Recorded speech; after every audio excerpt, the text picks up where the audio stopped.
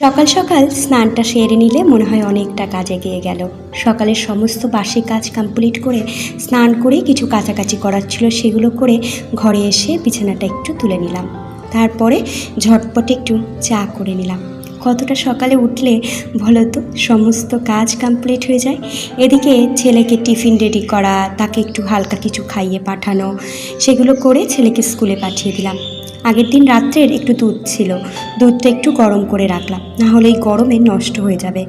এই দুদিন ধরে মাছ মাংস খাওয়ার দরুন আজ আরও ইচ্ছা করছে না। একটু ডাল করব, এর জন্য আমি ডালটা সিদ্ধ বসিয়ে দিয়ে এদিকে একটু দুধ দিয়ে মুড়ি দিয়ে খেয়ে নিয়ে ঝটপট রেডি হয়ে গেলাম। যাব ছেলেকে আনতে, অগত্যাই যেতে হচ্ছে। তোমাদের দাদাভাই বাড়ি থাকলে আমার আর যেতে হয় না, সে তো সকালে ডিউটি বেরিয়ে গেছে ছেলেকে স্কুলে ছেড়ে। আর এদিকে বাজার থেকে একটা আম এনেছিলাম, আমটা দেখছি আদা পাকা। যাই হোক, ওই দিয়ে টক ডাল করেছি আর মাছ দিয়ে গা মাখা ঝোল। এদিকে ছেলেকে